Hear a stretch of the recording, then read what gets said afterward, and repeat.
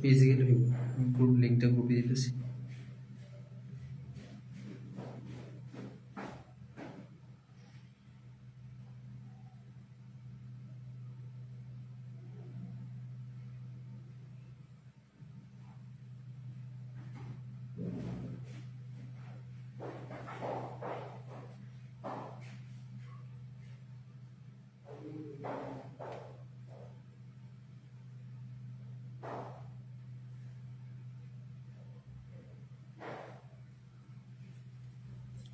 দিছি লিঙ্ক দিছি ক্রিয়া আমাদের 19তম ইয়ার মধ্যে গ্রুপে।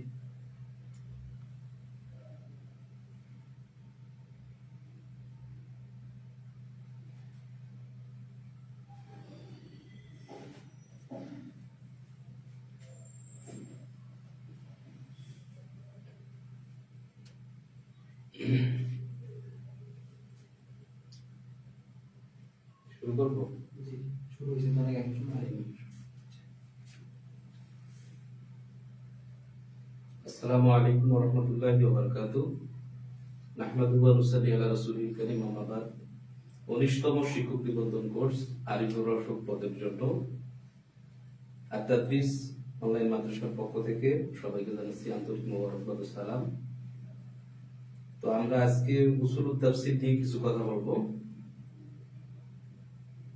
সাউন্ড ক্লিয়ার হচ্ছে কিনা দয়া করে একটু কমেন্টে আপনারা জানান।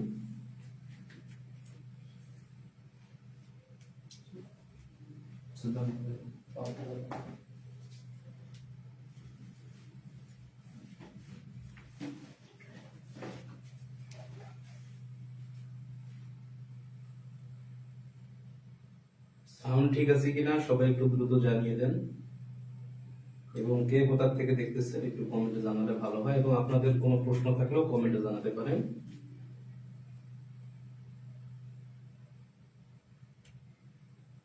তো আমরা 19তম শিক্ষক নিবন্ধনের সিলেবাস পর্যালোচনা পদের জন্য যে সিলেবাস পর্যালোচনা করেছিলাম, সেখানে আমরা দেখেছি আমাদের মোট 13টা ইউনিট রয়েছে। তার মধ্যে প্রথম যে ইউনিট সেটি হচ্ছে উসুলুত তাফসীর। উসুলুত তাফসীর সম্পর্কে আমরা ফাজিল স্তরে বা অনার্স স্তরে যারা অনার্স করেছি তারা বিভিন্ন বিষয়ে পড়েছি, কিন্তু আমাদের সিলেবাসের যে অংশটা রয়েছে আমরা সেটা এখানে দেখব।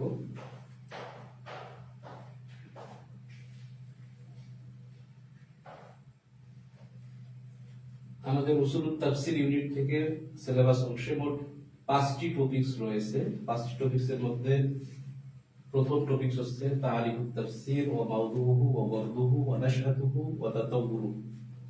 তাফসীরের পরিচয়, তাফসীরের আলোচ্য বিষয়, তাফসীরের উদ্দেশ্য এবং তাফসীর শাস্ত্রের উৎপত্তি এবং ক্রমবিকাশ। দ্বিতীয় আমাদের যে টপিক সেটি হচ্ছে নুজুলুল কোরআন ওয়া সানাদ ওয়াল আদা।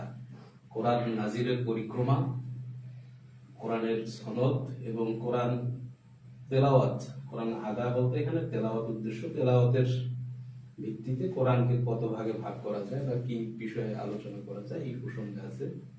তৃতীয় টপিকস আমাদের হচ্ছে আলফাজ ওয়াল মাআনি আল মুতাআল্লিকাতু বিল আহকাম, অর্থাৎ পবিত্র কোরআনের যে শব্দ এবং অর্থ যেগুলো আহকাম সংশ্লিষ্ট, সেই আহকাম সংশ্লিষ্ট শব্দ এবং অর্থের পরিচিতি।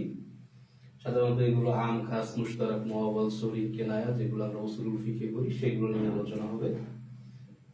এরপর চতুর্থ টপিকসে আমাদের রয়েছে তাবাকাতুল মুফাসসিরিন ওয়াল কুতুবুল মুসান্নাফাতু ফিত তাফসীর, অর্থাৎ তাবাকাতুল মুফাসসিরিন, মুফাসসিরিন কেরামের স্তর বিন্যাস এবং তাফসীর শাস্ত্রে লিখিত বিভিন্ন কিতাব সম্পর্কে আমরা এখানে পড়ব।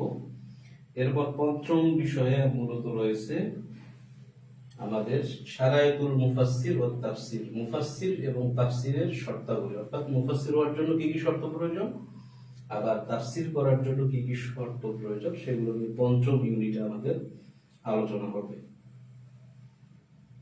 তো এই ইউনিট থেকে অন্তত 8টি প্রশ্ন হবে, কমপক্ষে 8টি প্রশ্ন হবে যদি এই সিলেবাস এবং মানবন্টন সব ঠিক থাকে। যদিও কিছু ধোঁয়াশা রয়েছে, বিভিন্ন সময় আমরা বিভিন্ন ভাবে দেখতেছি।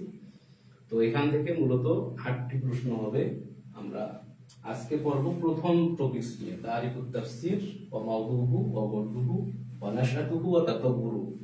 তো ক্লাসটি সবাই শুরু থেকে নিয়ে শেষ পর্যন্ত মনোযোগ সহকারে দেখবেন। ইনশাআল্লাহ আমরা যদি আজকের ক্লাসটা করতে পারি তাহলে এখান থেকে আমরা 3-4 মার্কের প্রশ্ন ইনশাআল্লাহ কমন পাবো আমাদের শিক্ষক নিবন্ধন পরীক্ষায় ইনশাআল্লাহ। তো আমরা ধারাবাহিকভাবে শুরু করতেছি।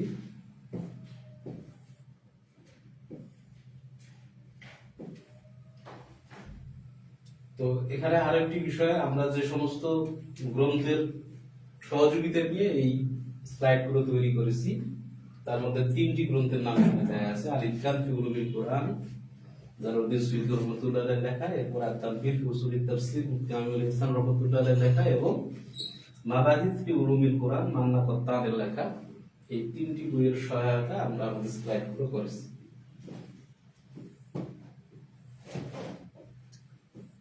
তো প্রথমে আমরা আসি তারিখুত তাফসীর ও মাওদুহু ও গদ্দুহু ও নাশাতুহু ও তাতাব্বুরু। তাফসীর শাস্ত্রের পরিচয়, আলোচ্য বিষয়, উদ্দেশ্য, উৎপত্তি এবং ক্রমবিকাশ। তো টপিকসটি অনেক দীর্ঘ টপিকস, আমরা সংক্ষেপে পড়ার চেষ্টা করব ইনশাআল্লাহ। তো এখানে প্রথমে আমরা নিয়ে আসছি তারিফুল ইলমি তাফসীর। ইলমুত তাফসীর কাকে বলে? তো তাফসীর শব্দের অর্থ হচ্ছে ব্যাখ্যা, বিশ্লেষণ। আর ইলমুন যখন যুক্ত করা হয়, তো ইলমুন মানে হচ্ছে শাস্ত্র বা ইলমুন মানে হচ্ছে জ্ঞান। তো তাফসীর সম্পর্কিত জ্ঞান অর্থাৎ কোরআনুল কারীমের ব্যাখ্যা বিশ্লেষণ সংশ্লিষ্ট জ্ঞানকে ইলমুত তাফসীর বলা হয়।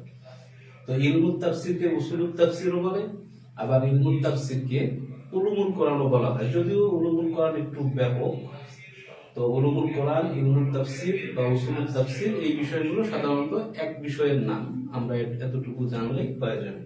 তো ইলমুত তাফসীর কাকে বলে? ইলমুত তাফসীর হচ্ছে ইলমুন, এমন একটি জ্ঞান, ইউবহাসু ফিহি, যেখানে আলোচনা করা হয় আন আহওয়ালিল কিতাবিল আজিজ আল কোরআনিল মাজিদ, যেখানে কোরআন মাজিদ নিয়ে আলোচনা করা হয়। কোন দৃষ্টিকোণ থেকে? মিন হাইসু নুজুলিহি, এটা 1 নম্বর বিষয়, যে এর নাজিল হওয়ার দৃষ্টিকোণ থেকে, ও সানাদিহি, এর সনদের দৃষ্টিকোণ থেকে, ও আদাইহি ও আদাবিহি, এবং এর আদব সংক্রান্ত দৃষ্টিকোণ থেকে। যে কোরআনের শব্দ এবং অর্থ যেগুলো কোরআনের আহকাম সংশ্লিষ্ট সেই সব বিষয়ে মূলত যেখানে আলোচনা করা হয়, অবয়রা জালিক, এবং অন্যান্য আরো বিষয়ে আলোচনা করা হয়।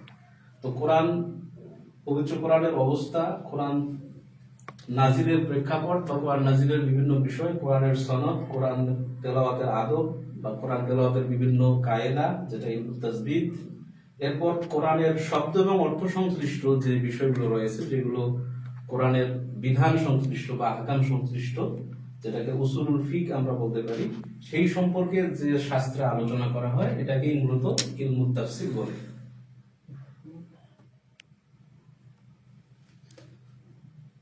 ঝামেলা হয়ে গেছে,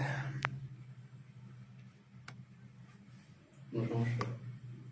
মানে ইয়াটা ফুল হয়ে গেছে।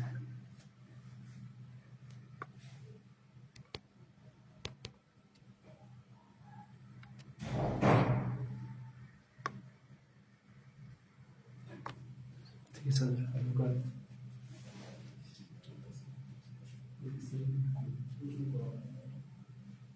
তো ইলমুত তাফসীরের সংজ্ঞা আমরা দেখলাম। ইলমুত তাফসীর বলা হয় যে শাস্ত্রে কোরআন নাজিলের বিভিন্ন বিষয়, পবিত্র কোরআনের বিভিন্ন অবস্থা, সনদ এবং আহকাম সংশ্লিষ্ট বিষয়গুলো নিয়ে আলোচনা করা হয়, সেটাই মূলত ইলমুত তাফসীর।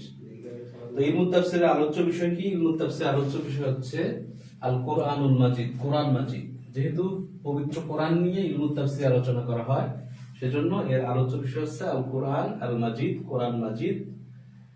এবং এই ইলমুত তাফসীর শেখার ফায়দা বা উপকার হচ্ছে আত-তামাক্কুন বিইস্তিনবাতিল আহকামিশ শারঈয়্যা আলা ওয়াজহিস সিহহা, অর্থাৎ পবিত্র কোরআন থেকে শরীয়তের বিধিবিধান ইস্তেমবাত করার সক্ষমতা অর্জন করা, আলা ওয়াজহিস সিহাতি মানে বিশুদ্ধভাবে। তো বিশুদ্ধভাবে যদি আমরা পবিত্র কোরআন থেকে শরঈ আহকাম বা শরীয়তের বিধিবিধান সাব্যস্ত করতে, বিধিবিধান উদ্ভাবন করতে পারি বা উদ্ভাবন করার সক্ষমতা অর্জন করতে পারি, এটাই মূলত ইলমুত তাফসীরের ফায়দা বা ইলমুত তাফসীরের উপকার। এই ইলমুত তাফসীর শিখলে আমরা এটা অর্জন করতে পারবো। এরপর বর্দু ইলমুত তাফসীর। ইলমুত তাফসীরের উদ্দেশ্য কি? ইলমুত তাফসীর শিখলে আমাদের কি হবে? সাআদাতুদ দারাইন, এটা দুনিয়া এবং আখিরাতের উভয় জাহানের আমাদের কল্যাণ লাভ হবে। যেহেতু পবিত্র কোরআন এটা দুনিয়া এবং আখিরাত উভয় জগতের যাবতীয় বিষয়ের জ্ঞান এর মধ্যে সমন্বয় রয়েছে, এর মধ্যে সন্নিবেশ রয়েছে, সেজন্য আমরা যদি ইলমুত তাফসীর বা পবিত্র কোরআন সংশ্লিষ্ট জ্ঞানগুলো জানতে পারি, তাহলে আমাদের উভয় জাহানের যে সফলতা এটা অর্জিত হবে। তো এই পর্যন্ত আমাদের গেল তাফসীরের ইলমুত তাফসীর কাকে বলে, ইলমুত তাফসীরের উদ্দেশ্য, ইলমুত তাফসীরের ফায়দা এবং ইলমুত তাফসীরের উপকারিতা। এখন আমরা আলোচনা করব কোরআন কাকে বলে। যেহেতু ইলমুত তাফসীর কোরআন নিয়ে আলোচনা করে, কোরআনের বিভিন্ন অবস্থা নিয়ে আলোচনা করে, সেজন্য আমরা কোরআনের সংজ্ঞাটা করব, যদিও আমরা সংজ্ঞা সবাই জানি। তো কোরআনের সংজ্ঞা প্রসঙ্গে এখানে গ্রন্থকার বা কিতাব প্রণেতা বলেছেন, আল কুরআনু হুয়াল মুনাজ্জাল আলা সাইয়্যিদিনা মুহাম্মাদিন সাল্লাল্লাহু আলাইহি ওয়াসাল্লাম, যে পবিত্র কোরআন হচ্ছে রাসূল সাল্লাল্লাহু আলাইহি ওয়াসাল্লামের উপর অবতীর্ণ গ্রন্থ, সেটি হচ্ছে কোরআন। লিল ইজাজি বি সূরাতিন মিনহু, যে কিতাবের বা যে গ্রন্থের সামান্য একটি সূরাও একজন মানুষ বা জনসাধারণের পক্ষে যেটা আনায়ন করা বা যেটি অবতীর্ণ করা সম্ভব নয়, যেটি মূলত সবাই এক্ষেত্রে অক্ষম। তো এইরকম গ্রন্থকে বলা হয় কোরআন। এরপর সূরা কাকে বলে? সূরা বলা হয় ইয়া তাইফাতুম মিনাল কোরআন। তাইফাতুন মানে হচ্ছে অংশ বিশেষ, মিনাল কোরআন, কোরআনুল কারীমের অংশ বিশেষ। আল মুসাম্মা বি ইসমিন খাসসিন তাওকীফান, যেটি একটি নির্দিষ্ট নামে নামকরণ করা হয়। তাওকীফান, তাওকীফ বলা হয় যেটি আল্লাহ এবং রাসূল সাল্লাল্লাহু আলাইহি ওয়াসাল্লামের পক্ষ থেকেই দেওয়া হয়, সেটাকে বলা হয় তাওকীফ। অর্থাৎ এটি গবেষণা করে বা ইস্তেহার করে কোনো ধরনের নাম দেয়া যায় না। যেমন আমরা পবিত্র কোরআনের সূরা ফাতিহা চিনি, সূরা বাকারা চিনি। তো সূরা বাকারার নাম বা সূরা ফাতিহার নাম এগুলো আপনি নতুন করে দিতে পারবেন না। এগুলো মূলত আল্লাহ রাব্বুল আলামিন বা রাসূল সাল্লাল্লাহু আলাইহি ওয়াসাল্লামের পক্ষ থেকে যেগুলো দেয়া আছে সেই নামেই নামকরণ করতে হবে। তো নির্দিষ্ট নামে নামকরণকৃত কোরআনের অংশ বিশেষ, এটাকেই বলা হয় মূলত সূরা।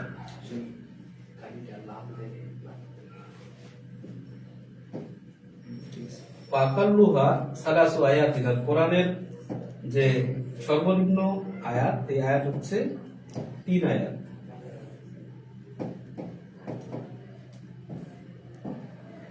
কোরআনের সর্বনিম্ন একটি সূরায় 3 আয়াত পর্যন্ত থাকে, এটার সর্বনিম্ন মিকদার বা সর্বনিম্ন মূলত পরিমাণ।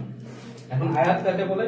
আয়াত হচ্ছে তাইফাতুম মিন কালিমাতিল কোরআন মুতামাইয়িজাতুন বিফাসলিন। তাইফাতুম মিন কালিমাতিল কোরআন, কোরআনের শব্দাবলীর একটা অংশ বিশেষ, মুতামাইয়িজা বিফাসলিন, যেটি একটি নির্দিষ্ট বিরতি বা নির্দিষ্ট একটি অর্থের বৈশিষ্ট্য মণ্ডিত, সেই আয়াতের অংশ মানে শব্দাবলীর অংশ বিশেষকে বলা হয় আয়াত। তো যেমন আমরা দেখি আলহামদুলিল্লাহি রাব্বিল আলামিন, তো এটি একটি কয়েকটি শব্দের মিলেই মূলত একটা আয়াত গঠিত হয়, এবং যেটি পূর্বের আয়াতের সাথে পরের আয়াতের মধ্যে একটা সম্পর্ক থাকে, কিন্তু মাঝখানে ফাসল থাকে বা বিরতি থাকে, এটাকে মূলত আয়াত বলা হয়। তাহলে আমরা এই স্লাইড বা এই পৃষ্ঠা থেকে মোট কয়েকটা বিষয় শিখলাম। ইলমুত তাফসীর কাকে বলে, ইলমুত তাফসীরের আলোচ্য বিষয়, এরপর আমরা শিখলাম ফায়দা গর্স, এবং সাথে সাথে শিখলাম কোরআন কাকে বলে, সূরা কাকে বলে, আয়াত কাকে বলে। তো আমাদের এই বিষয়গুলোর বাংলা অনুবাদ কিন্তু দেয়া আছে, তো আমরা এগুলো বাংলা অনুবাদ পরে দেখব। তো আমরা এখানেই বাংলা অনুবাদগুলো মূলত পড়ে নিলাম, তো নতুন করে আবার এগুলো পড়ার প্রয়োজন নেই। এখানে আমাদের আবার বাংলা অনুবাদ দেয়া আছে, সহজ সরল বাংলা অনুবাদ, তো এখান থেকে আপনারা দেখতে পাবেন। এরপর পরবর্তী অংশে আমরা আলোচনা করব তর্জমা নিয়ে, তানবিহুন হাওলা তর্জমা। অর্থাৎ পবিত্র কোরআনের যে আমরা অনুবাদ করি বা ব্যাখ্যা করি বা যেটা বলা হয় ভাষান্তর, এই ভাষান্তর নিয়ে এখানে কিছু সতর্ক বার্তা বলা হচ্ছে। তো আমরা এই অংশটা নিয়েছি মুফতি আমিনুল ইসলাম রহমাতুল্লাহ আলাইহির লেখা মিজানুল আকবার গ্রন্থ, তানবীর ফি উসুলিত তাফসীর গ্রন্থ থেকে, আর তানবীর ফি উসুলিত তাফসীর যে রিসালা আছে সেখান থেকে। তো সেই অংশে এখানে দেয়া আছে যে মানাল কোরআনি কোরআন, কোরআনের অর্থ হচ্ছে কোরআন, আনি বিহিল মুরাদ লা তারজামাতুহু বি গৈরিল আরাবিয়্যা, যে তার উদ্দেশ্য হচ্ছে কোরআনের উদ্দেশ্য বা কোরআনের যে মূল ভাব সেটাই উদ্দেশ্য। ও লা তারজামাতুহু বি গৈরিল আরাবিয়্যা, আরবি ভাষা বাদ দিয়ে অন্য কোনো ভাষায় যদি এটা অনুবাদ করা হয় সেটিকে কোরআন বলা যাবে না। কোরআনের অনুবাদ বলা যাবে, কিন্তু শুধু কোরআন বলা যাবে না। কারণ কোরআনের যদি অনুবাদ আপনি করেন, যেমন আলহামদুলিল্লাহ রাব্বিল আলামিন, সকল প্রশংসা আল্লাহর জন্য, বিশ্বপ্রতিপালক আল্লাহর জন্য, তো এই সকল প্রশংসা বিশ্বপ্রতিপালক আল্লাহর জন্য, এই কথাটা যে আমি বললাম, এটা মূলত কোরআন না। এটা কোরআন না বলতে এটি পবিত্র কোরআনের অংশ না, যা মানে আপনি এটি নামাজের মধ্যে তেলাওয়াত করতে পারবেন না, বা এটি উযু ছাড়া আপনি পাঠ করতে পারবেন, বা উযু ছাড়া স্পর্শ করতে পারবেন। মূল যে কোরআন বলতে আমরা যে কোরআন বুঝি, সেটাই এই কোরআন, কিন্তু সেটি না। লিয়ান্নাহা আলফাজুল, কারণ এটি হচ্ছে শব্দ, অর্থাৎ কোরআনের শব্দগুলোর অর্থ সেখানে রয়েছে। ওয়ালাইসাত বিকুরআন, এটি কোরআন নয়। যে আদামি নুজুলিহি, কারণ সকল প্রশংসা আল্লাহর জন্য, এটি নাজিল হয় নাই। ওয়া আদামিল এজাজ, যে এই বিষয়টি মূলত এজাজ এর অন্তর্ভুক্ত না, মানে কোরআন যে অন্য কেউ বানাতে পারবে না, রচনা করতে পারবে না, এই মর্মে যে চ্যালেঞ্জ রয়েছে, সেই চ্যালেঞ্জের আওতাভুক্ত এটি নয়। ওয়াইন কানা দাল্লাতান আলা মানাল কোরআন, যদিও এই অনুবাদ বা ভাষান্তর কোরআনের অর্থের দিকে দালালত করে বা ইঙ্গিত করে। তাহলে এখানে আমরা যেটা বুঝলাম যে পবিত্র কোরআন শব্দ এবং অর্থ মিলে যেটা থাকবে সেটাই পবিত্র কোরআন, মানে আল্লাহ তাআলা যেভাবেই নাজিল করছেন সেভাবেই যখন আমরা পাঠ করব, ভাষান্তর করব না, তখনই এটা কোরআন হিসেবে বিবেচিত হবে। আর যে ব্যাখ্যা বিশ্লেষণ আমরা করব বা অন্য ভাষা অনুবাদ করব, সেটি কোরআনের মূলত অনুবাদ হবে বা কোরআনের এক প্রকার ব্যাখ্যা হবে, সেটি মূলত কোরআন নয়। তো এখন এখানে আমরা মূলত তাফসির এবং তাবিল নামে দুটি পরিভাষা আমরা জানবো। এই তাফসির এবং তাবিলের পরিভাষা সম্পর্কে এখন আমরা পড়বো। আমরা তো আগেই পড়ছি ইলমুত তাফসির কাকে বলে। তো এই তাফসির সংশ্লিষ্ট আরেকটি পরিভাষা হচ্ছে মূলত তাবিল। এই তাফসির এবং তাবিলের মধ্যে পার্থক্য কি, এই পার্থক্য এখানে আমরা পড়বো। তো আপনারা কমেন্ট করেন, কোনো প্রশ্ন থাকলে আপনারা কমেন্টে জানাতে পারেন, সেখানে আমরা ক্লাস শেষে বা ক্লাসের ফাঁকে জানাতে পারবো ইনশাআল্লাহ। এবং এর ফাঁকে কারা কোথা থেকে দেখতেছেন, ক্লাসের কোনো বিষয় সম্পর্কে আপনাদের আরো জানার প্রয়োজন হলে সেগুলো এখানে বলতে পারেন। জি, আত-তানবীহ ফি উসুলিত তাফসীর থেকে নেয়া, মুফতি আমিনুল ইহসান রহমাতুল্লাহর লেখা। তো যাই হোক, এখানে আমরা তাফসির এবং তাবিলের মধ্যে পার্থক্য করব। এখানে মৌলিক পার্থক্যগুলো দেয়া আছে। ওয়া ইয়াহরুমু তাফসিরুল কোরআন বিল রায়, তাফসিরুল কোরআন বিল রায় মানে নিজের মন মতো কোরআনের তাফসির করা, এটি হারাম বা নিষিদ্ধ। লা তাবিলু, তবে কোরআনের তাবিল করা যাবে নিজের মন মতো বা নিজের খুশি মতো করা যাবে। এখানে নিজের মন মতো বা খুশি মতো বলতে আপনি যে যা ইচ্ছে তাই করুন, সেটা এরকম না। তাবিল করারও কিছু শর্ত রয়েছে। তো এখন তাফসির কাকে বলে? তাফসির বলা হয়, তাফসির শাব্দিক অর্থ তো আমরা জানি, তাফসির মানে হচ্ছে ফাসসারা ইউফাসসিরু থেকে বা তাফসির থেকে, তাফসির মানে হচ্ছে ব্যাখ্যা বা বিশ্লেষণ। তাফসিরের পারিভাষিক সংজ্ঞা ওয়া শাহাদাতু ওয়াল কতউ, ওয়া শাহাদা মানে এটি হচ্ছে সাক্ষ্য দেওয়া, ওয়াল কতউ এবং অকাট্যভাবে এটা বিশ্বাস করা বা অকাট্যভাবে বলা যে বিআন্নাল্লাহ তাআলা, আল্লাহ রাব্বুল আলামিন, আনা বিহাযাল লাফজি, আল্লাহ তাআলা এই শব্দ দিয়ে বুঝিয়েছেন, হাযা এটি বুঝিয়েছেন। আল্লাহ তাআলা একটা শব্দ দিয়ে একটা বিষয় বুঝিয়েছেন, যেমন আকিমুস সালাহ, তোমরা নামাজ কায়েম করো। যেমন আমরা এখানে যদি দেখি আকিমুস সালাহ, তো সালাহ দ্বারা আমরা যে নামাজ পড়ি, রুকু সিজদা বিশিষ্ট ইবাদত, এই ইবাদতকে যে আল্লাহ তাআলা বুঝিয়েছেন, এটা যদি আমরা ব্যাখ্যা করি বা এটা যদি আমরা বলি, তাহলে সেটা হবে তাফসীর, যেটা অকাট্যভাবে আমরা জেনেছি। ওয়ালা ইয়াতাআত্তা যালিকা, এটি সম্ভব নয় ইল্লা বিন-নকলি, নকল ছাড়া। নকল বলতে বর্ণনা ছাড়া, অর্থাৎ পবিত্র কোরআনের অন্য কোনো আয়াতের বর্ণনা অথবা হাদিসের, সহিহ হাদিসের কোনো বর্ণনার মাধ্যমে আমরা এটি করতে পারবো, তাছাড়া আমরা করতে পারবো না। তো তাফসীর প্রসঙ্গে আমরা এটা বললাম যে অকাট্যভাবে কোনো ব্যাখ্যা যদি আমরা উপস্থাপন করি, সেটাকেই বলা হয় তাফসীর।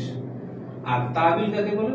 ওয়া হুয়া তারজিহু আহাদিল মুহতামালাত বিদুনাল কতই, তারজিহু আহাদিল মুহতামালাত মানে সম্ভাবনাময় একাধিক বিষয় থেকে যখন আমরা একটা বিষয়কে প্রাধান্য দেব, অগ্রাধিকার দেব, বিদুনিল কতই অকাট্যতা ছাড়াই, মানে এখানে অকাট্যভাবে আমরা এটা বলবো না। এটা যে কোনো একটা আয়াতের ব্যাপারে অনেকগুলো মতামত রয়েছে, মনে করেন 2টা বা 3টা মতামত রয়েছে, আমরা একটা মতামতকে প্রাধান্য দেব। এই যে আমরা প্রাধান্য দিলাম, এই প্রাধান্য দেওয়ার কাজটাকেই বলা হয় তাওবিল। ওয়া ইউকবালু ইন ওয়াফাকাল কিতাব ওয়া সুন্নাহ ওয়া উসুলাদ দ্বীন ওয়াল আরাবিয়্যা।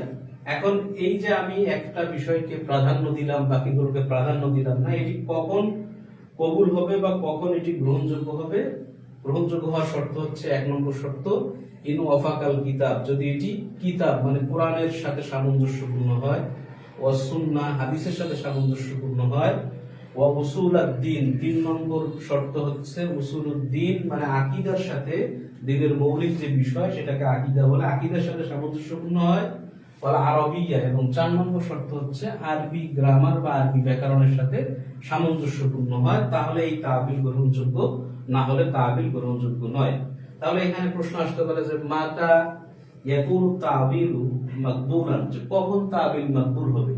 তখন এর উত্তর হচ্ছে যে যখন এটি কিতাব, সুন্নাহ, উসুলুদ্দিন এবং আরবিয়া মানে আরবির কাওয়ায়েদের অনুযায়ী হবে, সামঞ্জস্যপূর্ণ হবে, তখন সেটি গ্রহণযোগ্য। ওয়াইল্লা ফালা ইউকবাল, আর যদি এমনটি না হয় তাহলে তাবিল গ্রহণযোগ্য নয়।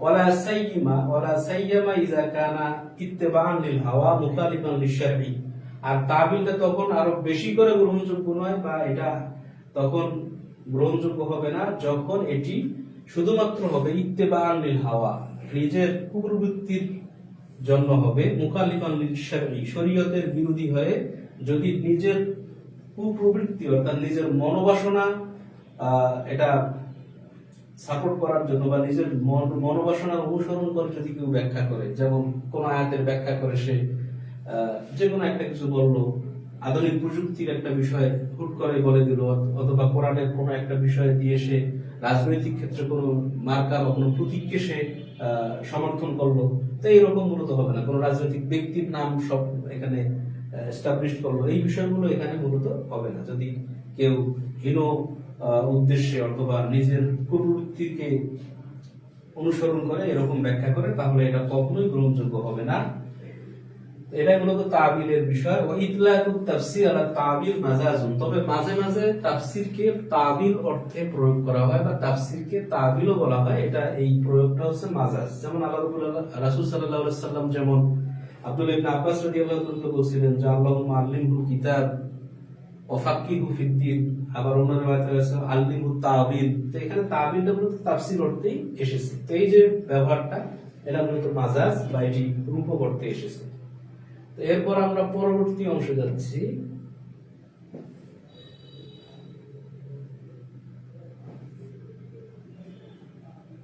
তারিখু নুজুলিল কুরআন ওয়া জামউহু, কোরআন নাজিলের ইতিহাস এবং কোরআন সংকলনের ইতিহাস এখানে সংক্ষিপ্ত আকারে দেয়া আছে।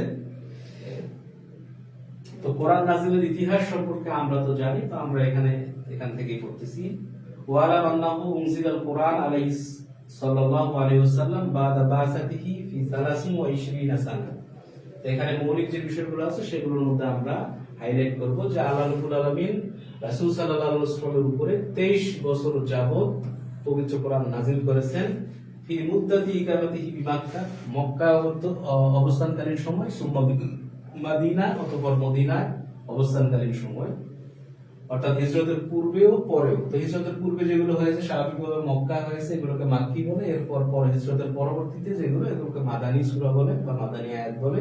ফি হাদারিহি, রাসূল সাল্লাল্লাহু আলাইহি ওয়াসাল্লামের মূলত মুকিম থাকা অবস্থায়, ও ফি সাফারিহি, এবং তার সফরকালীন সময়ে। তো যেগুলো রাসূল সাল্লাল্লাহু আলাইহি ওয়াসাল্লামের অবস্থানকালীন সময় অবতীর্ণ হয়েছে সেগুলোকে হাদারি বলে। এরপর যেগুলো সফরকালীন সময়ে আয়াত নাযিল হয়েছে সেগুলোকে সাফারি বলা হয়। বিআওকাতিন মুখতালিফা, বিভিন্ন সময়ে আল্লাহর নবীর উপর এই পবিত্র কোরআন নাযিল হয়েছে দীর্ঘ 23 বছর যাবত। এখানে 23 বিষয়টি মূলত গুরুত্বপূর্ণ, এবং মক্কা, মদিনা, সফর, হাদার এগুলো খুবই গুরুত্বপূর্ণ বিষয়। ওয়াকাদ তাকাফফারাল্লাহু তাআলা বিজামিহি ফি সাদরিহি সাল্লাল্লাহু আলাইহি ওয়াসাল্লাম ফালাম ইয়ানসাহু, যে আল্লাহর রাসূল সাল্লাল্লাহু আলাইহি ওয়াসাল্লামের অন্তরে, তার হৃদয়ে, তার পক্ষে আল্লাহ রাব্বুল আলামিন পবিত্র কোরআন সংকলন বা একত্র করার ব্যাপারে আল্লাহ তাআলা দায়িত্ব নিয়েছেন। অতএব রাসূল সাল্লাল্লাহু আলাইহি ওয়াসাল্লাম এই কোরআন ভুলে যাননি। ওয়াকাদ হাফিজাহু কাসীরুন মিনাস সাহাবাতি রাদিয়াল্লাহু তাআলা আলাইহিম আজমাইন ফি সুদুরিহিম, যে পবিত্র কোরআন অনেক সাহাবী, অসংখ্য সাহাবী তারা তাদের অন্তরে মুখস্থ করেছিলেন। ওয়া কানু ইয়াকরাউনা ওয়া ইউকরিউন, এবং তারা এই কোরআন পাঠ করতেন এবং পাঠ করাতেন, অর্থাৎ নিজে আরেকজনের কাছে পাঠ করতেন, আবার আরেকজন তার কাছে পাঠ করত, বা এইভাবে তাদের মধ্যে কোরআনের আদান প্রদান হতো। ওয়া কানা সাল্লাল্লাহু আলাইহি ওয়াসাল্লাম ইয়ামুরু আসহাবাহু বিল কাতিবিল ওয়াহি বিআইয়াতুহু, আল্লাহ রাসূল সাল্লাল্লাহু আলাইহি ওয়াসাল্লাম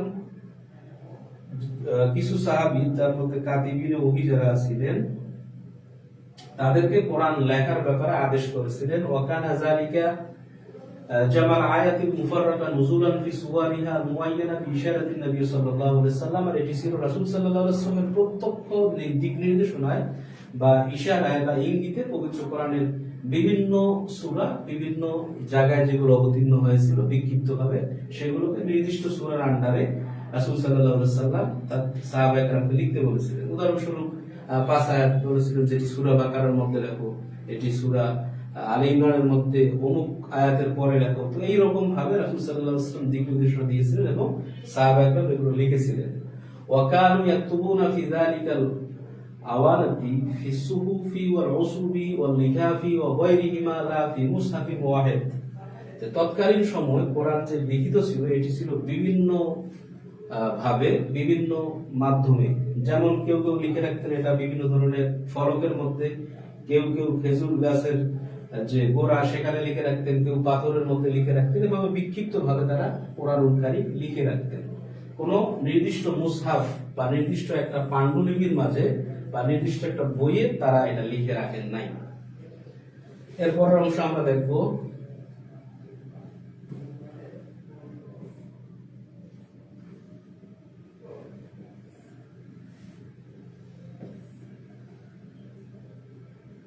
আল জামু ফি আহাদি আবি বকর সিদ্দিক রাদিয়াল্লাহু তাআলা আনহু। এর পরবর্তীতে রাসূল সাল্লাল্লাহু আলাইহি ওয়াসাল্লামের ইন্তেকালের পর আবু বকর রাদিয়াল্লাহু তাআলার জামানায় পবিত্র কোরআনের সংকলন কেমন ছিল। ফালাম্মা ইনকাদা নুজুলুহু বি ওয়াফাতিহি সাল্লাল্লাহু আলাইহি ওয়াসাল্লাম।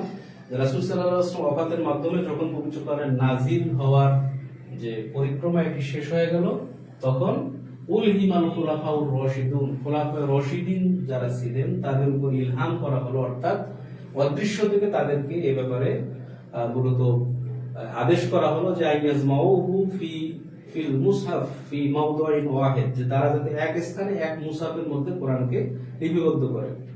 ফানুসিকা বি আমরি খলিফাতি রাসূলিল্লাহ সাইয়্যিদিনা সিদ্দিক রাদিয়াল্লাহু তাআলা আনহু মিন তিলকা সুহুফি ওয়াল উসুবি ওয়াল লিকাফি ওয়া গায়রিহা ওয়া মিন সুদুরির রিজাল।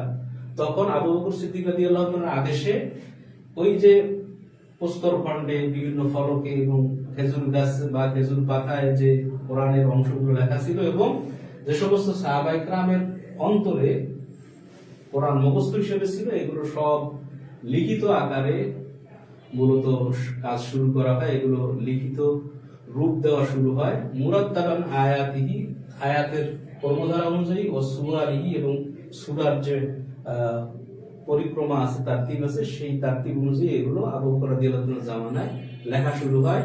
কামা কানা মুরাত্তাবান ফি আহদিহি সাল্লাল্লাহু আলাইহি ওয়াসাল্লাম, যেমনটি রাসূল সাল্লাল্লাহু আলাইহি ওয়াসাল্লামের জামানায় ছিল তাওকিফাম মিনহু, যেটি আমরা আগে বলছি যে রাসূল সাল্লাল্লাহু আলাইহি ওয়াসাল্লাম যেভাবে লিখতে বলছিলেন, যেভাবে যে সূরার নাম দিয়েছিলেন সেইভাবেই মূলত আবু বকর রাদিয়াল্লাহু তাআলার জামানায় লেখা শুরু হয়। মাহফুজান ফি সুদুরিল হুফাজ ওয়াল কুররাই মিনাস সাহাবাতি রাদিয়াল্লাহু তাআলা আনহুম, এবং সেখানে যারা হুফাজ অর্থাৎ হাফেজ সাহাবায়ে কেরাম ছিলেন, কারি সাহাবায়ে কেরাম ছিলেন, তাদের হৃদয় থেকে বা তাদের মুখস্থ যা ছিল সেগুলো থেকে মিলিয়ে রাসূল সাল্লাল্লাহু আলাইহি ওয়াসাল্লামের পরবর্তী সময় আবু বকর রাদিয়াল্লাহু তাআলা আনহুর শাসনামলে এগুলো লেখা শুরু হয়। এরপরের আমরা বিষয়গুলো দেখি। এরপর মূলত আসলো ওমর রাদিয়াল্লাহু তাআলা উসমান রাদিয়াল্লাহু তাআলার জামানা, অর্থাৎ আবু বকর রাদিয়াল্লাহু তাআলার আমলে যে কার্যক্রম শুরু হয়েছিল এটি মূলত ওমর রাদিয়াল্লাহু তাআলার জামানায় চলেছিল। পরবর্তীতে উসমান বিন আফফান রাদিয়াল্লাহু তাআলার জামানায় এটি মূলত পরিপূর্ণ হয়েছে এবং এটি একটি মুসহাফের মধ্যে লিপিবদ্ধ হয়ে চলে এসেছে। সুম্মা নুসিকা সালিসা মিনাল মুসহাফিস সিদ্দিকি, যে এরপর তৃতীয়বার মূলত আবু বকর সিদ্দিক রাদিয়াল্লাহু তাআলার শাসনামলে যে মুসহাফ লেখা হয়েছে সেটাকে বলা হয় মুসহাফে সিদ্দিকি। সেটাকে আবার অনুলিপি করা হয় নুসখান আদিদাতান, বিভিন্ন নুসখায়, ফি খিলাফাতি সাইয়্যিদিনা উসমান রাদিয়াল্লাহু তাআলা আনহু, উসমান রাদিয়াল্লাহু তাআলা আনহু শাসনামলে বিআমরিহি, তার আদেশে সানাতা 25 হিজরি 25 সালে। ওয়া কানা যালিকা মুওয়াকিফান লিল আরদাতিল আখিরা আল্লাতী আরাদা রাসূলুল্লাহ সাল্লাল্লাহু আলাইহি ওয়াসাল্লাম আলা জিবরিল আলাইহিস সালাম ফি রমজান। আর এটি ছিল মূলত রমজান মাসে রাসূল সাল্লাল্লাহু আলাইহি ওয়াসাল্লাম জিবরাইল আলাইহিস সালামের কাছে যে শেষবার কোরআন পাঠ করে শুনিয়েছিলেন সেই পাঠ অনুযায়ী মূলত এটি ছিল। সুম্মা আরসালাহা, এরপর ওসমান রাদিয়াল্লাহু তাআলা এটিকে প্রেরণ করেছেন ইলাল আফাক, বিভিন্ন এলাকায় বিভিন্ন দেশে এটি প্রেরণ করেছেন। ওয়া নাসাকান নাসু মিন যালিকাল মুসহাফ, আর লোকেরা তৎকালীন সময়কার মুসলমান যারা ছিলেন তারা সেই মুসহাফ থেকে মূলত অনুলিপি করেছেন। আর মুসাম্মা বিল ইমাম, এই যে ওসমান রাদিয়াল্লাহু তাআলার শাসনামলে যে মুসহাফ সংকলন করা হয় বা যে মুসহাফকে মূলত অনুলিপি করার জন্য পাঠানো হয় সেটাকে বলা হয় ইমাম। নুসাকান কাসীরাতান লা ইউমকিনু ইহসাউহা, যেটি কত কপি অনুলিপি হয়েছে বা কত কপি এটি মূলত ছাপানো হয়েছে বা লেখা হয়েছে এর কোনো সংখ্যা বা পরিসংখ্যান নেই। ফান্তাশারাতিল মাসাহিবু ফিল আফাকি ওয়াল বিলাদ, এরপর পৃথিবীর বিভিন্ন প্রান্তে প্রান্তে বিভিন্ন দেশে এই মুসহাফ, মূলত যেটি মুসহাফ আল মুসাম্মা বিল ইমাম, মানে যার নাম ছিল ইমাম, সেই মুসহাফ মূলত পৃথিবীতে ছড়িয়ে পড়ে। এখন এটা এই মুসহাফকে ইমাম বলা হয় কেন? কারণ ইমামকে যেমন অনুসরণ করে মুসল্লিরা নামাজ আদায় করে, ঠিক তেমনি এই মুসহাফকে অনুসরণ করে মানুষ বর্তমান পর্যন্ত তেলাওয়াত করতেছে, এজন্য এই মুসহাফকে মূলত ইমাম বলা হয়।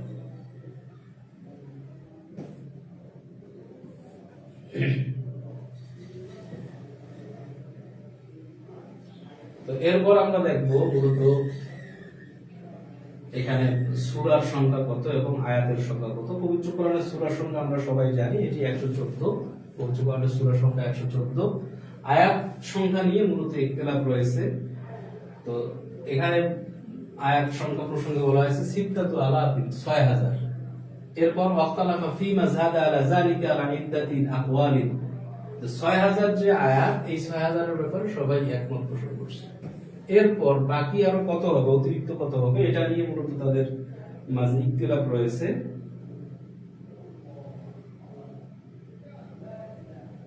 তো ইখতিলাফ প্রসঙ্গে অনেকেই বলেছেন, এক নম্বর মত আমরা যদি দেখি, মিয়াত আয়াতিন ওয়া আরবাউ আয়াত, মানে 6204টি আয়াত। তো 204 আয়াত, এটা একটা মত, 6204।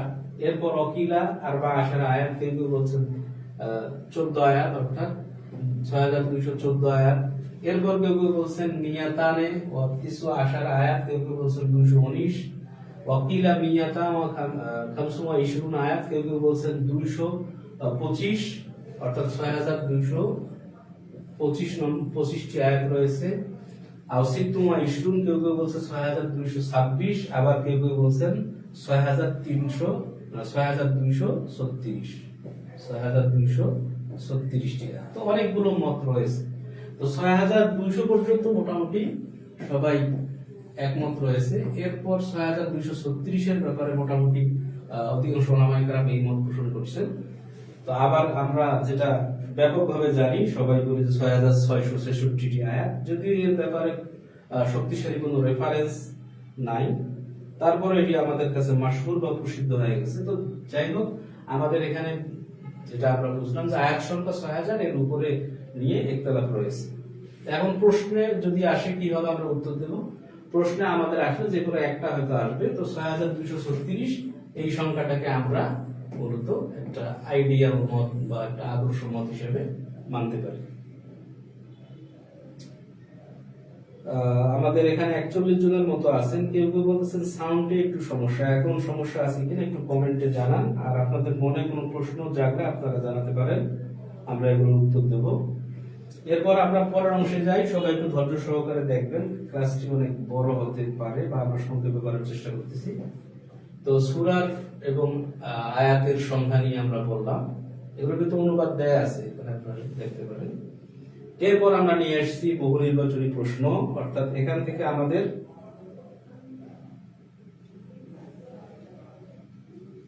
একজন প্রশ্ন করছেন যে হুজুর আমার একটা প্রশ্ন, কোরআন কারীমে যে সূরা আছে, সূরা 114টি না কম আছে? তো এটা নিয়ে কোনো ইখতিলাফ নাই, 114টি সূরাই মূলত রয়েছে।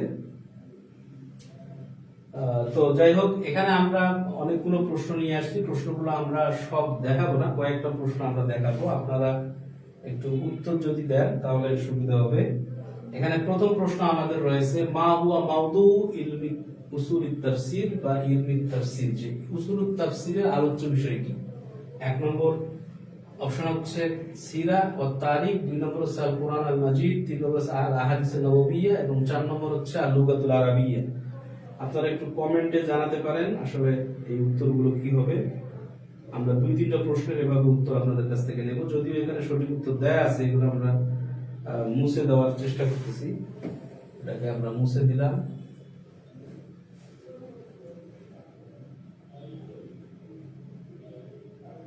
সার্কুলার কবে দেবে এটা নিয়ে অনেকগুলো ইখতিলাফ রয়েছে।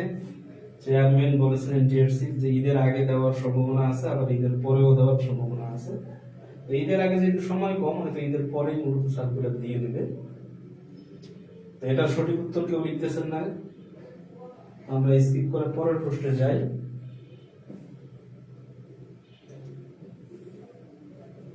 এরপর পরের প্রশ্ন হচ্ছে, এখানে আমরা উত্তরটা একটু মুছে দিলাম, যে মা গর্দু ইলমি উসুলিত তাফসীর, ইলমুল উসুলুত তাফসীরের উদ্দেশ্য কি, উসুলুত তাফসীর শাস্ত্রের লক্ষ্য কি।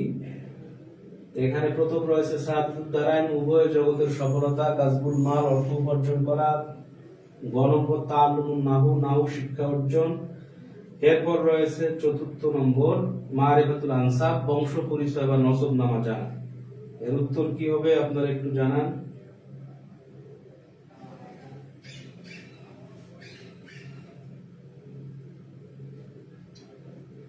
তো যাই হোক, আমরা পাচ্ছি না আপনাদের রেসপন্স।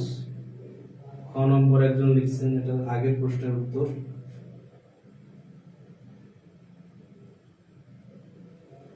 অনেকেই ক লিখতেছেন।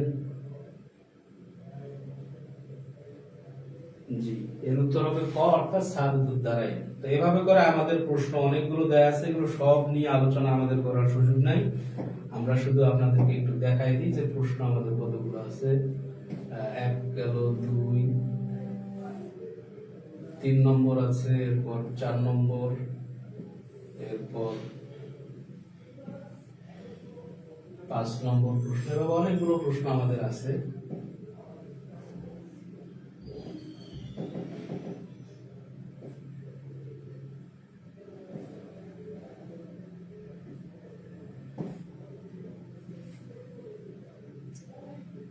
যাই হোক, এর মাঝে কারো কোনো প্রশ্ন থাকলে আপনারা বলতে পারেন, আমরা প্রশ্নের উত্তর দিব। এখানে তো অনেকেই কমেন্ট করছেন এবং অনেকেই দেখতেছেন, প্রশ্ন করতে পারেন।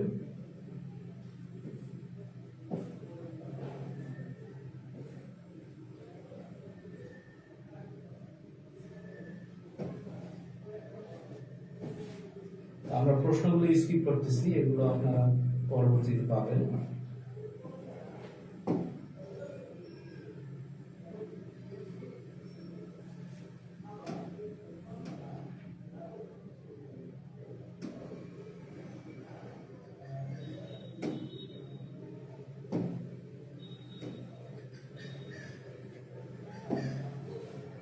তো আমাদের একটা অংশ মূলত বাকি রয়েছে, নাশরাতুল ইলমি তাফসীর ওয়া তাতাব্বুর।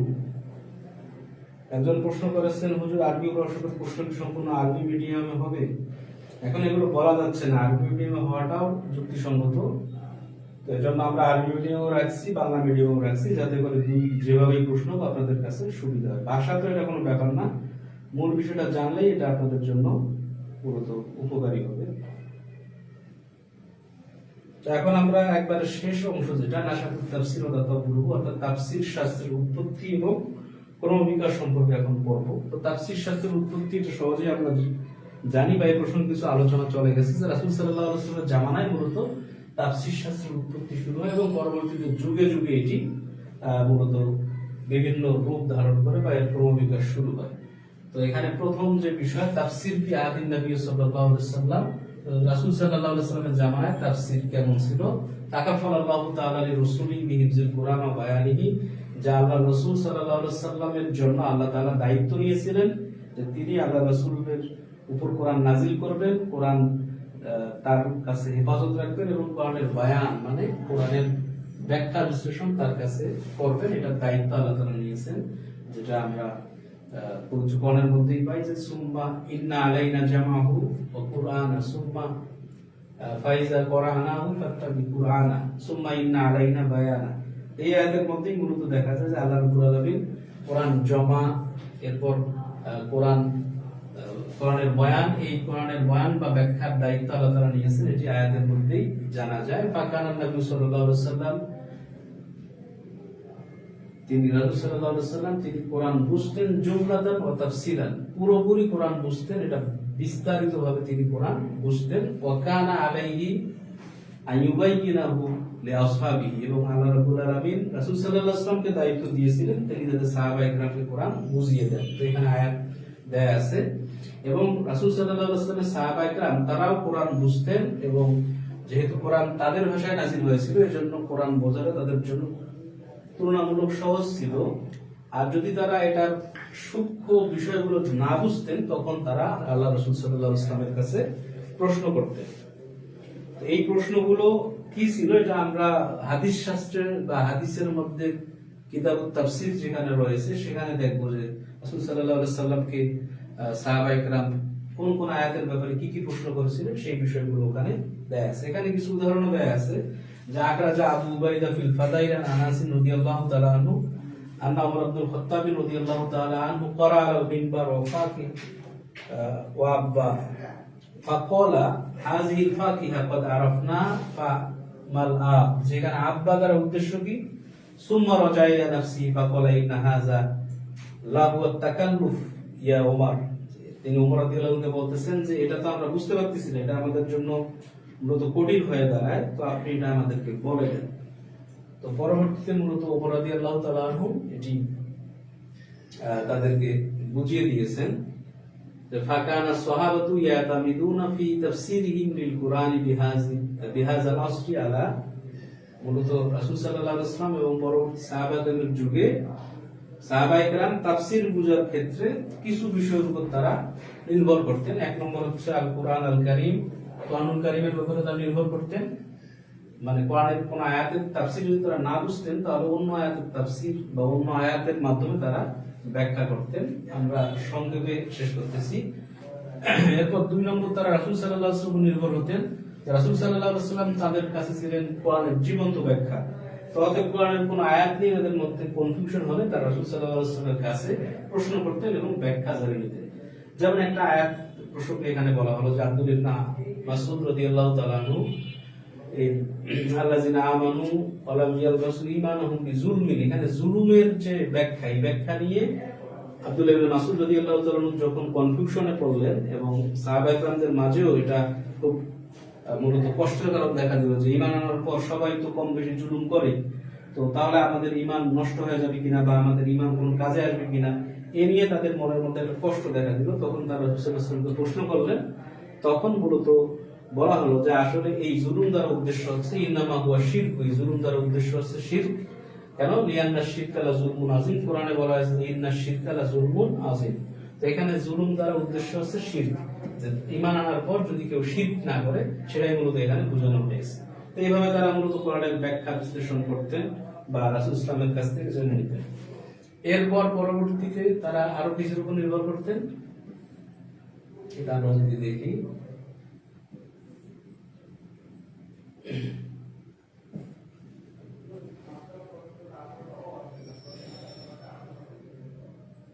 যে এরপর তারা আল ফাহমু ওয়াল ইস্তিহাদ, মানে তাদের নিজেদের অনুধাবন এবং নিজেদের যে গবেষণা, এই গবেষণার উপর তারা নির্ভর করতেন এবং তারা গবেষণা করে কোরআনের ব্যাখ্যা বিশ্লেষণ করার চেষ্টা করতেন।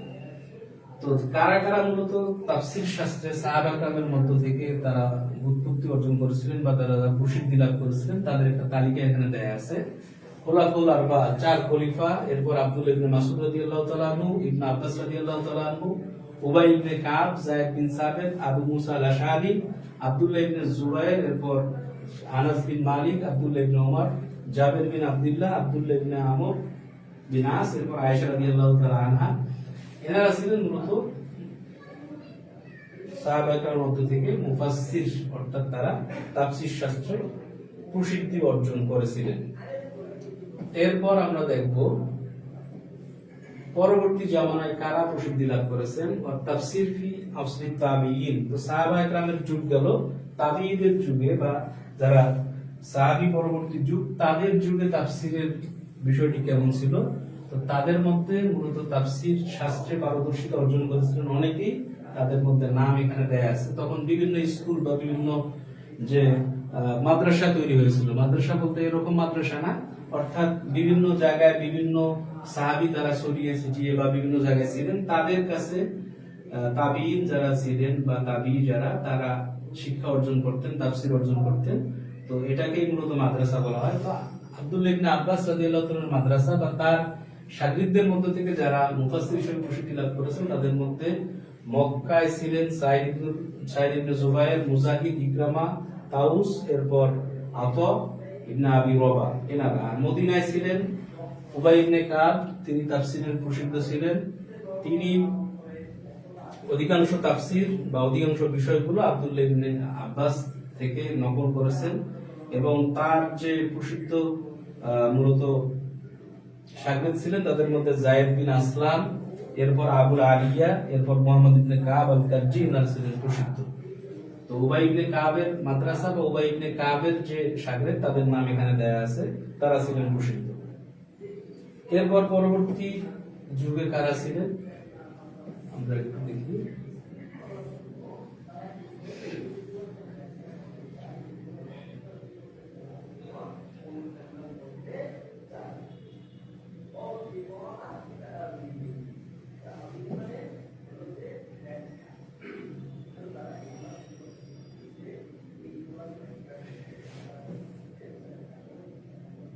আপনারা একটু প্রশ্ন করেন, আমরা প্রশ্নের উত্তর দিব। শুয়ে শুয়ে প্রশ্ন করতে তো আর কষ্ট হয় না, আপনারা একটু প্রশ্ন করতে পারেন, প্রশ্ন করলে ভালো লাগবে।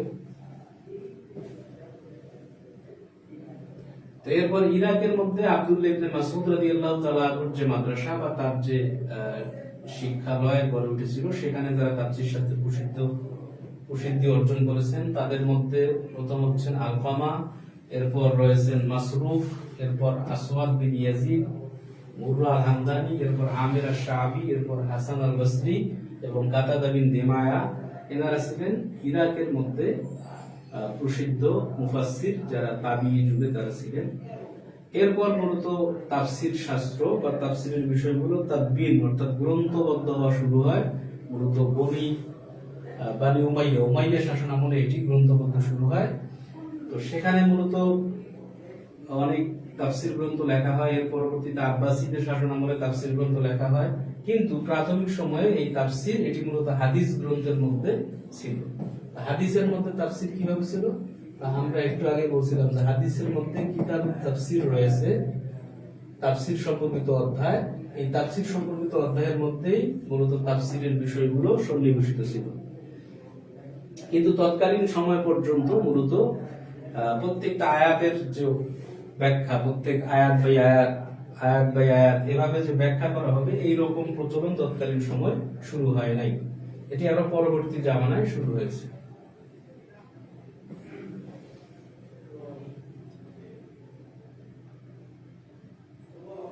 তো এখানে কিছু নাম আমরা পড়বো এখন, যে যারা মূলত তাফসীর শাস্ত্রের আলাদা বা তাফসীর শাস্ত্রের যে রিওয়ায়াত গুলো আছে এগুলো তারা বর্ণনা করেছেন বা এগুলো তারা লিপিবদ্ধ করেছিলেন। তাদের মধ্যে ইয়াজিদ বিন হারুন 117 হিজরি, এরপর শুবা ইবনে আজ্জাজ তিনি হচ্ছেন 160 হিজরি, এরপর ওয়াকি ইবনে জাররাহ 197 হিজরি, সুফিয়ান ইবনে উয়াইনা, এরপর রয়েছে রাউ ইবনে উবাদা, এরপর রয়েছে আব্দুর রাজ্জাক বিন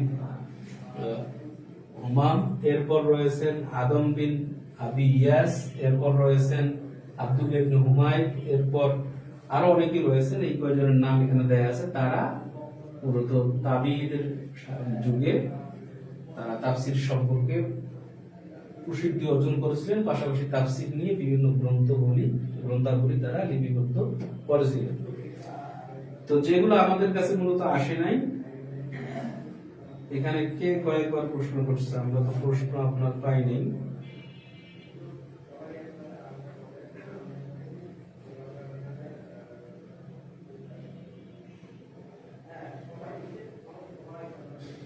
এখানে কোন শ্রেণীর বই থেকে নেয়া? এটা মূলত অনার্স এবং ফাজিল লেভেলের বই আত-তানবীর উসুলুত তাফসীর থেকে নেয়া, এবং এই অংশটা নেয়া মূলত আল মাবাহিস ফি উলুমিল কোরআন থেকে নেয়া, মান্না কত্তালের। তো এই তাফসির গ্রন্থগুলো আমাদের কাছে কিন্তু আসে নাই, পরবর্তী জামানায় লিপিবদ্ধ যে তাফসির গ্রন্থগুলো এগুলো আমরা দেখবো।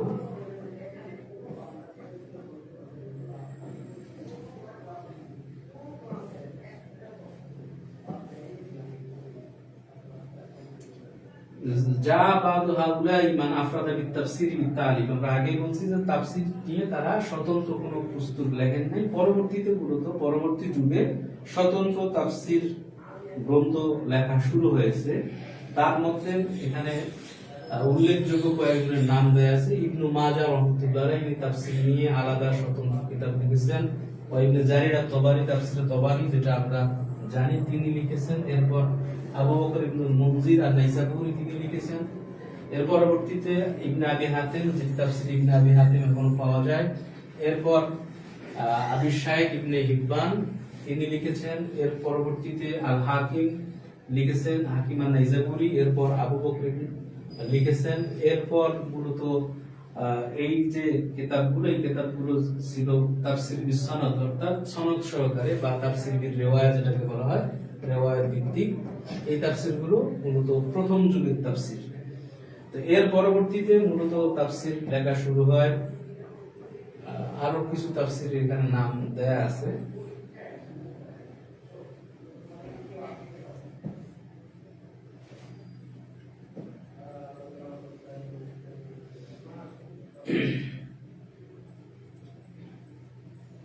এর পরবর্তী যুগে যখন আরো তাফসীর গ্রন্থ লেখা শুরু হয় এবং এই তাফসীর গ্রন্থগুলোতে অনেক ইলমের সমন্বয় চলে আসে, জ্ঞানের বিভিন্ন বিষয়, যেমন মাসাইলুল কালাম আকীদার বিষয় চলে আসে। এরপর আত-তাআসসুব আল মাযহাবী, অর্থাৎ নিজেদের মাযহাবগত যে তাআসসুব, এই বিষয়গুলো চলে আসে। এরপর সেখানে ফালসাফা চলে আসে। এরপর এখানে ইলমুন নাহু চলে আসে, ইলমুল ইরাব চলে আসে, এরকম নানা ধরনের বিষয় এখানে চলে আসে তাফসীরের মধ্যে। তো পরবর্তীতে আমরা একবারে শেষের দিকে ক্লাস, এরপর মূলত তাফসীর শাস্ত্রের যারা কিংবদন্তি বা তাফসীর, যে সমস্ত তাফসীর এখন আমাদের কাছে প্রসিদ্ধ, সেই তালিকা আমরা দেখবো। বর্তমান যুগ পর্যন্ত এখানে দেয়া আছে।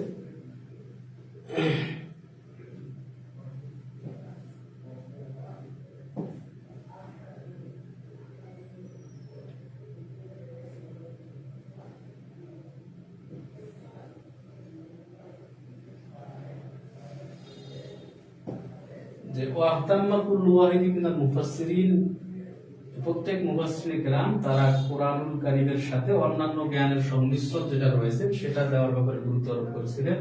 আসওয়াহিবুল উলুমিল আকলিয়া ইয়ানি ফি তাফসীরিহি বিআকওয়ালিল হুকামা ওয়াল ফালাসিফা কাফারুদ্দিন আর-রাজি। ফখরুদ্দিন রাজি তিনি যেহেতু মূলত বিজ্ঞ পণ্ডিত ছিলেন এবং ফালসাফা তথা দর্শনের একজন বিখ্যাত ব্যক্তি ছিলেন, তিনি তাফসীরের মধ্যে বিজ্ঞজন বা হাকিম এবং দার্শনিকদের কথাবার্তা নিয়ে এসেছিলেন। ওয়াসাহিবুল ফিক, আর যারা ছিলেন সাহিবুল ফিক মানে ফকিহ, তারা তাফসীরের মধ্যে ফিকের বিষয়ে অনুপ্রবেশ করেছেন, যেমন জাসসাস, কুরতুবী রাহমাতুল্লাহ আলাইহি। এবং যারা ইতিহাস নিয়ে পারদর্শী, তারা তাফসীরের মধ্যে ইতিহাসের আলোচনা করেছেন, যেমন ইমাম সালাবি, ইমাম খাজিন। এবং যারা মূলত বিভিন্ন বেদআহ, অর্থাৎ বিভিন্ন ধরনের ভ্রান্ত আকীদায় বিশ্বাসী ছিলেন, তারাও কোরআনুল কারীমের ব্যাখ্যায় এই বিষয়গুলো ঢুকিয়েছেন, যেমন রহমানি ও জুব্বাই। এরপর আব্দুল জব্বার ও জামাখশারি, তারা মুতাজিলা আকীদা এখানে অনুপ্রবেশ করেছেন। এরপর মোল্লা মুহসিন আল কাশি, তিনি শিয়াদের অন্তর্ভুক্ত ছিলেন। তো এরকম মূলত অনেকেই তাফসীরের মধ্যে অন্য বিষয়ে অনুপ্রবেশ করেছেন। এরপর সাহিবুত তাসাউফ, যারা তাসাউফপন্থী, তারাও মূলত কোরআনের মধ্যে তাফসীরের বিষয়গুলো নিয়ে এসেছেন, যেমন ইবনুল আরাবী। তো এইভাবে মূলত তাফসীরের মধ্যে অন্য শাস্ত্রের অনুপ্রবেশ ঘটেছিল।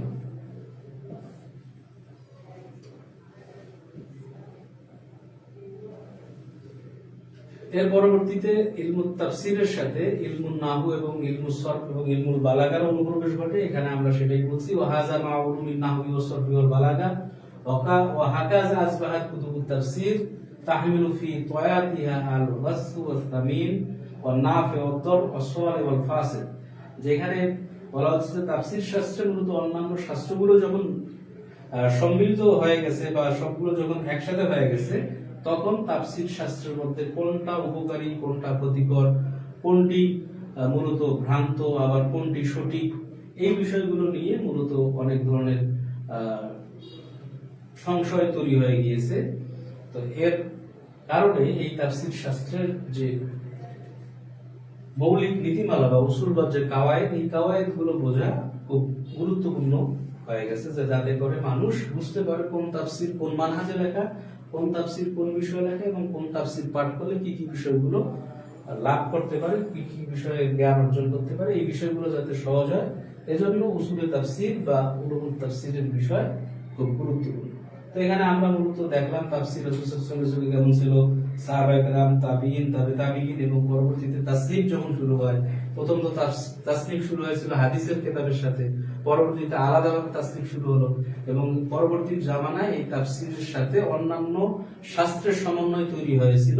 এই বিষয়গুলো আমরা দেখলাম, এবং এখানে অনেকগুলো প্রশ্ন আমাদের দেয়া আছে। এই প্রশ্নগুলো আমরা 5টি প্রশ্ন এখানে দেখব। প্রথম প্রশ্ন এখানে যে মান তাকাফফালা বি বায়ানিল কুরআন লি রাসূলি সাল্লাল্লাহু আলাইহি ওয়াসাল্লাম, যে পবিত্র কোরআন রাসূল সাল্লাল্লাহু আলাইহি ওয়াসাল্লামের কাছে ব্যাখ্যার দায়িত্ব কে নিয়েছিলেন? আমরা পড়েছি যে রাসূল সাল্লাল্লাহু আলাইহি ওয়াসাল্লাম কোরআন ব্যাখ্যার দায়িত্ব নিয়েছিলেন আল্লাহ রাব্বুল আলামিন। ক নম্বর হবে উত্তর। এরপর আমরা দেখব পরবর্তী প্রশ্ন, 2 নম্বর প্রশ্ন, মা হাযিল আয়া আল্লাতী তাদুল্লু আলা আন্নাল্লাহ তাকাফফালা বি বায়ানিল কোরআন, যে আল্লাহ তাআলা যে কোরআন রাসূল সাল্লাল্লাহু আলাইহি ওয়াসাল্লামকে বুঝিয়ে দেবেন বা কোরআনের ব্যাখ্যা করবেন রাসূল সাল্লামের কাছে, এই বিষয়টি পবিত্র কোরআনের কোন আয়াত প্রমাণ করে?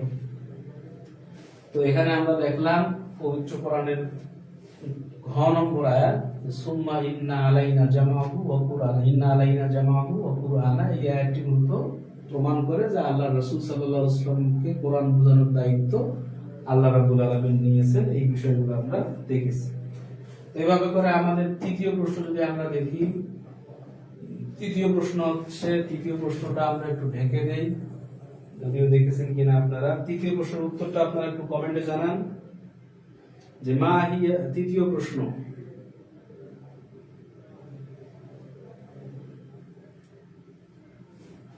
লিমাযা কানা সাহাবাতু, তৃতীয় প্রশ্ন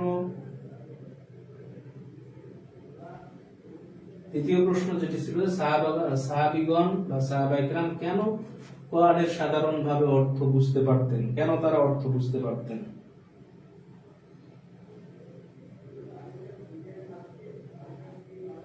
তো এখানে আপনারা উত্তরগুলো দেখেন যে লিয়ান্নাহুম কানু আম্বিয়া, কারণ তারা নবী ছিলেন, নাউজুবিল্লাহ, মানে এটা জাস্ট এমনি একটা অপশন হিসেবে আছে যে সাহাবায়ে কেরাম তারা তো নবী ছিলেন না, বা এটা ভুলবশত এসেছে। তো যাই হোক, এরপর লিয়ান্নাহুম করাউল কুতুবা সাবিকা, কারণ তারা পূর্ববর্তী কিতাব পড়েছিলেন, অর্থাৎ তাওরাত, জবুর, ইনজিল, কোরআন এগুলো পড়েছিলেন, এই জন্য তারা বেশি বুঝতেন, নাকি লিয়ান্নাহু নাযালা বিলুগাতিহিম বা নুজিলা বিলুগাতিহিম, যে কোরআন তাদের ভাষায় নাযিল হয়েছে এই কারণে, নাকি লিয়ান্নাহুম তাআল্লামুল ফালসাফা, কারণ তারা ফালসাফা বা দর্শন শিক্ষা লাভ করেছেন, কোন কারণে?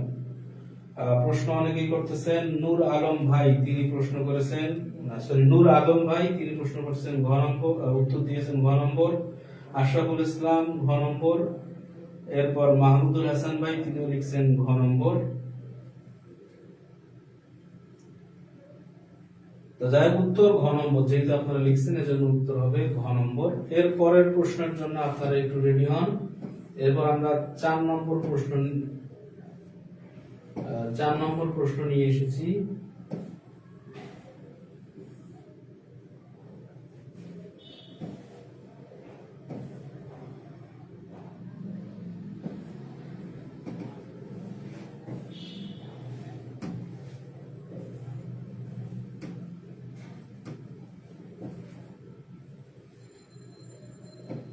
চার নম্বর প্রশ্নের উত্তরটা কি হবে?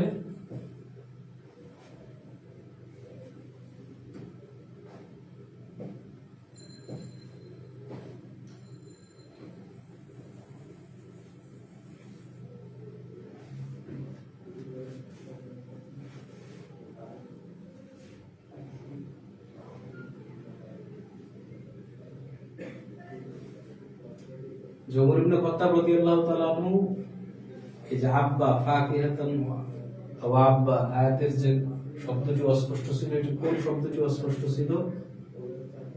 এখানে ফাকিহা মানে ফলমূল, এরপর জান্নাহ মানে হচ্ছে জান্নাত, আল আব আব্বু মানে হচ্ছে তৃণলতা, আর নার মানে হচ্ছে জাহান্নাম বা আগুন। তো এই আয়াতের মধ্যে মূলত কোন শব্দটা ওমর রাদিয়াল্লাহু আনহুর কাছে অস্পষ্ট মূলত ছিল, যে তিনি বুঝতেন না? এর উত্তর কি হবে আপনারা একটু জানাবেন।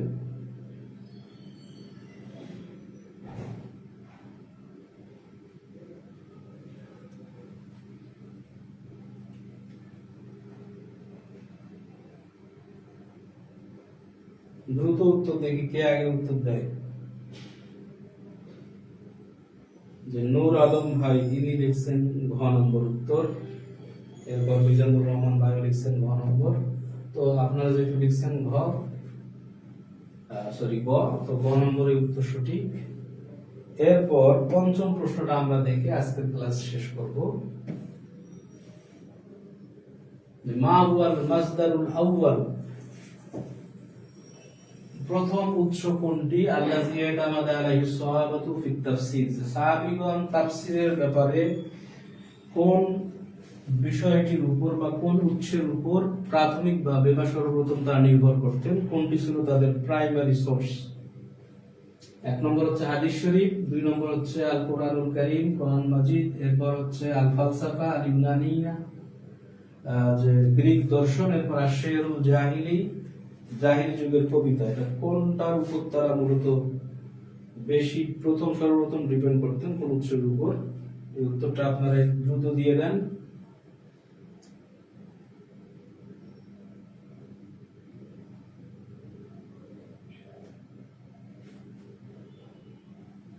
নূর আলম ভাই আবার প্রথম উত্তর দিয়েছেন খ, আলোর সন্ধানে খ। শহীদুল ইসলাম ভাই খ। আরো উত্তর দিতে পারেন মাহমুদুল হাসান ভাই খ, আলোর সন্ধানে আবার খ। একটা প্রশ্নের একাধিক উত্তর দেওয়া যাবে না, নাম্বার পাবেন না।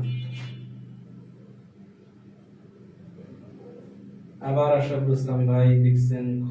তো যাই হোক, আপনারা উত্তর দিলেন। এভাবে করে আমাদের আরো অনেকগুলো প্রশ্ন অংশ থেকে রয়েছে, সেগুলো আপনারা পাবেন। এখন একজন প্রশ্ন করছেন নূর আলম ভাই, যে ওস্তাদ আরবি প্রভাষকের কতগুলো পোস্ট ফাঁকা থাকতে পারে? এটা এনটিআরসি এ ভালো জানে, কারণ এনটিআরসি শূন্য পদের তালিকা দিচ্ছে, তারা নেওয়ার পর যত প্রভাষক হয় তারা সেটা জানাবে। এখানে একটা ভুল ধারণা অনেকের মনে বা অনেকেই বলে যে আরবি প্রভাষক পদের মূলত ফাঁকা কম থাকবে, তারা এভাবে বলে। কেউ বলছে 60, কেউ বলে থাকবে 70, কেউ বলে 100। এই নিয়ে অনেকগুলো ইখতিলাফ রয়েছে। তবে আরবি প্রভাষকের পদ অনেকগুলো ফাঁকা থাকবে। কেন ফাঁকা থাকবে?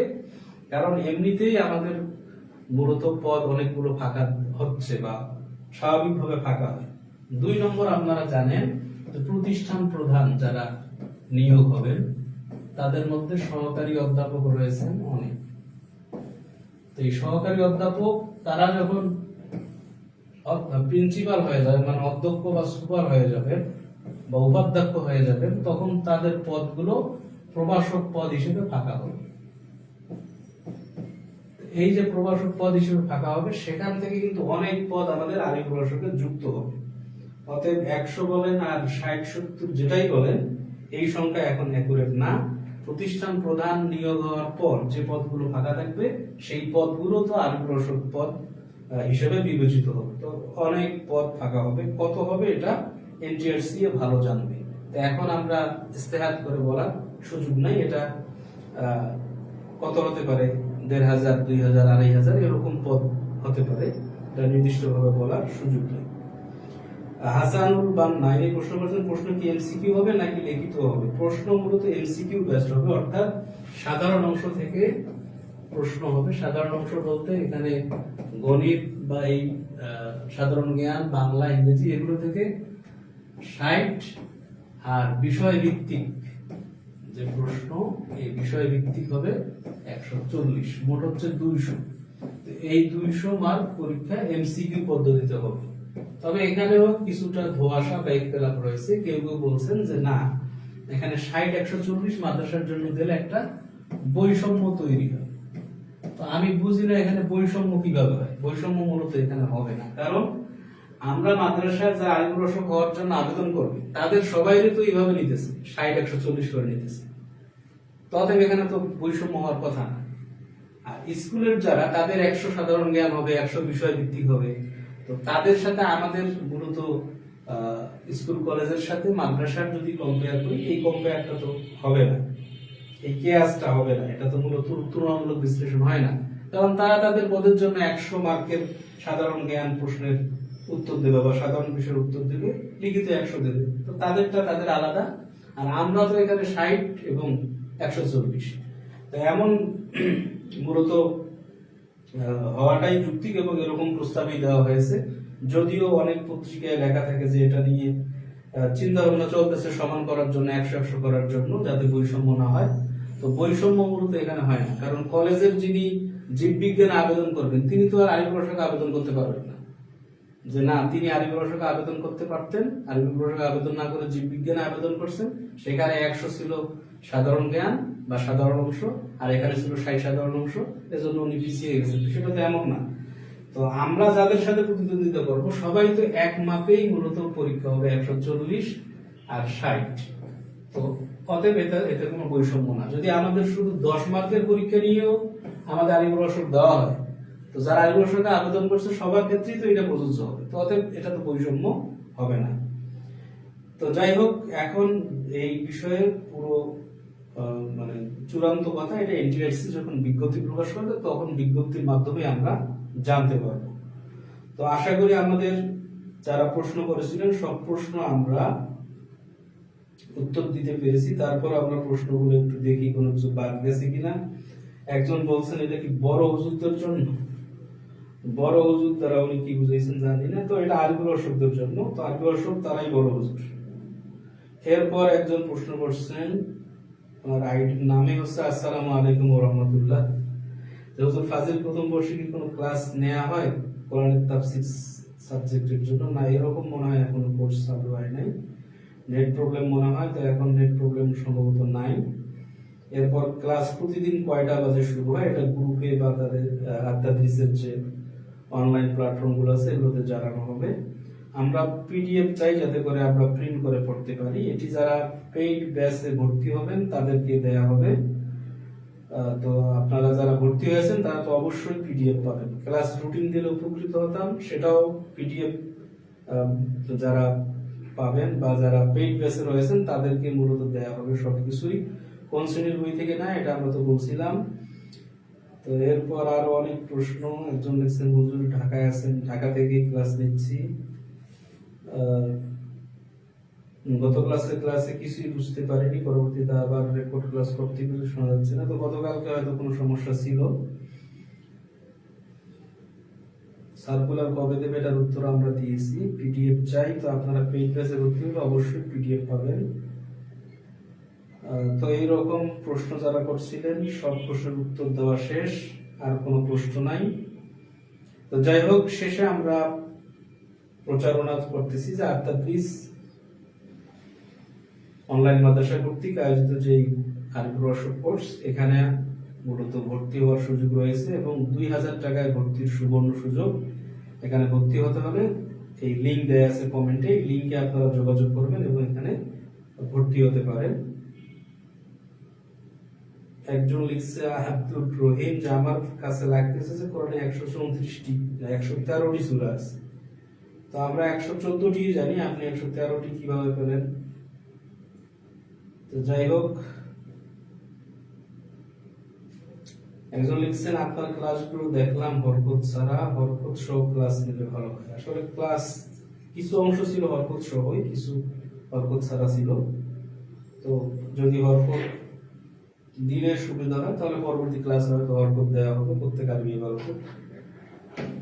ক্লাসের রুটিন কি দেওয়া যাবে? রুটিন আপনারা পেইড বেসে যারা ভর্তি হবেন তাদেরকে অবশ্যই দেওয়া হবে।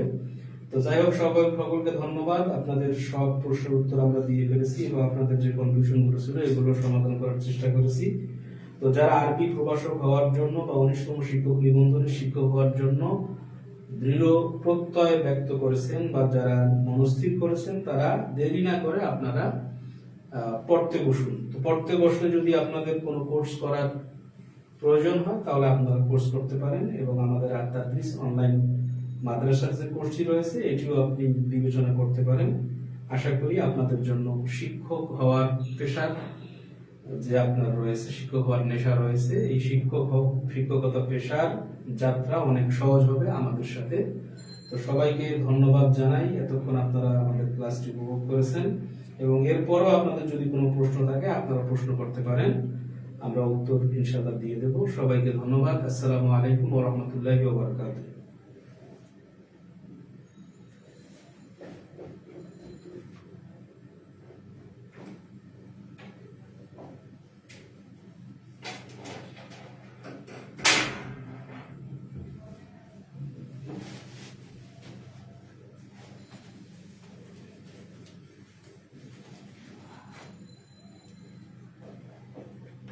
ফিনিশ দিয়ে দেবো। শেষ